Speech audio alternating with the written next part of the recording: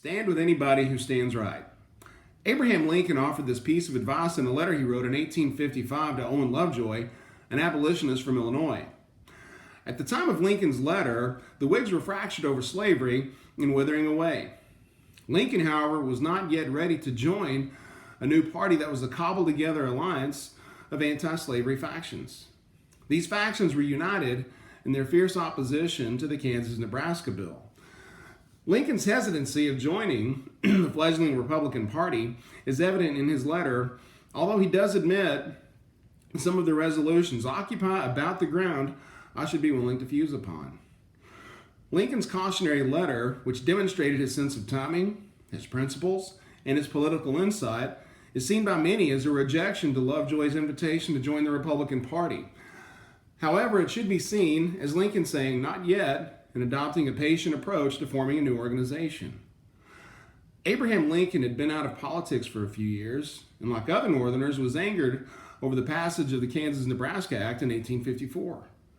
The bill was authored by Illinois Senator Stephen Douglas in hopes of spurring settlement on the Great Plains and the construction of the Transcontinental Railroad, with the eastern point being in Chicago.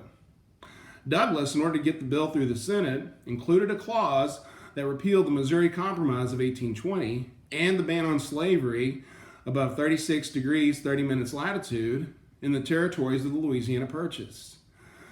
Instead, the territories would decide the issue of slavery through popular sovereignty, which led many anti-slavery Northerners to fear slavery's extension. The anger in the North carried over to the midterm elections in 1854. The Northern Democrats who voted for the measure lost 70% of their seats. Tyler Anbender argues that the Whigs also initially suffered from the Kansas-Nebraska Act because of Southern Whig support for the bill. The deaths of Henry Clay and Daniel Webster created a leadership void for the Whigs, and they were also hurt because Kentucky Senator Archibald Dixon authored the repeal clause, making it hard to portray the party as anti-slavery in the North. Lincoln began his re-entry into politics and wrote newspaper editorials against the bill. After it was passed, he began to campaign for various anti-Nebraska men for office. In his Peoria speech in the fall of 1854, he urged Whigs to stand with anybody that stands right. Stand with him while he is right, and part with him when he goes wrong. Stand with the abolitionists in restoring the Missouri Compromise, and stand against him when he attempts to repeal the fugitive slave law. In both cases, you are right. In both cases, you oppose the dangerous extremes. Stand with anybody who stands right was repeated in his letter to Lovejoy, and he wrote that I am still quite willing to follow my own advice. It was this guiding principle that enabled him to convince others that the only moral conviction that mattered was the fight against slavery. The Kansas-Nebraska Act wasn't the only major issue of the day. A nativist political faction called the Know-Nothings came to prominence in the 1850s.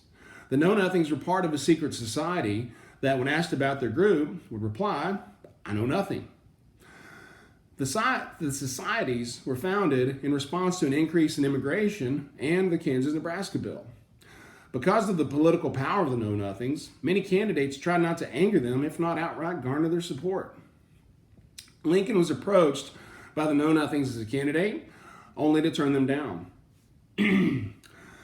He never publicly criticized them because he knew he might need their votes, but he did so privately many times, as he did in his letter to Lovejoy when he wrote that, "I do not perceive how anyone professing to be sensitive to the plight of the Negroes can join in a league to degrade a class of white men." The Republican Party had trouble getting started in Illinois, mainly because of the abolitionists who were associated with it. Lovejoy had written to Lincoln to recruit him as a new member, promising to adopt a moderate platform, but Lincoln was not yet ready to join. After reassuring Lovejoy of his anti-slavery position, Lincoln wrote that the political atmosphere is such just now that I fear to do anything lest I do wrong. This cautiousness could be due to the fact that he lost his bid for senator early in the year after anti-Nebraska Democrats refused to vote for a Whig. But more likely it is due to the influence of the Know-Nothings. He wrote that Know-Nothingism has not entirely crumbled to pieces, and that we cannot get them so long as they cling to a hope of success under their own organization. Lincoln's fear was that the Know-Nothings would be seen as a viable alternative to the Whigs in any anti-slavery coalition. Even though Lincoln thought little of their principles, he knew that he had to get them on board to combat the Nebraska democracy, but warned Lovejoy that an open push may offend them. On the other hand, many of the Know-Nothings in Illinois were his old friends, and Lincoln had hoped the organization would die out without the necessity of my taking an open stand against them. Lincoln advised Lovejoy that essentially, until the Know-Nothings lost the hope of having any success as a party, the time was not right for a new party. Lincoln was facing a dilemma in this letter, wanting to advance the cause of anti-slavery, but at the same time, waiting for the right moment to try to begin the process of joining a new party.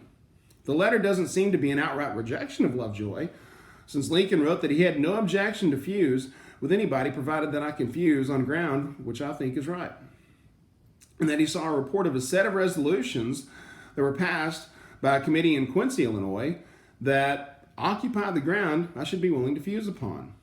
This patient approach, based on Lincoln's political instincts, ended up serving the anti-Nebraska forces well in the months to come.